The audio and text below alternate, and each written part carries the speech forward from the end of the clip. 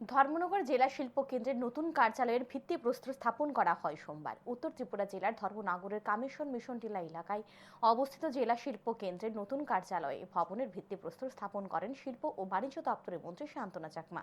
উপস্থিত ছিলেন উত্তর ত্রিপুরা জেলা পরিষদের সভাধিপতি অপর্ণা নাথ, বাগবাসা বিধানসভা কেন্দ্রের বিধায়ক যাদবলাল দেবনাথ সহ অন্যান্যরা। মন্ত্রী শান্তনা চাকমা অনুষ্ঠানে বক্তব্য রাখতে গিয়ে বলেন, রাজ্য ও কেন্দ্র সরকারের একটাই লক্ষ্য, আত্মনির্ভর ভারত, আত্মনির্ভর ত্রিপুরা করা। আগামী দিনে রাজ্যের ৮টি জেলাতে জেলা শিল্প কেন্দ্রের আধুনিক কার্যালয় গড়ে তোলা হবে, যার মাধ্যমে যুবক যুবতীরা আত্মনির্ভর হয়ে উঠতে পারবে। রাজ্য সরকারের মূল লক্ষ্য হলো পিছিয়ে পড়া মানুষদের কিভাবে সামনে নিয়ে আসা হয়।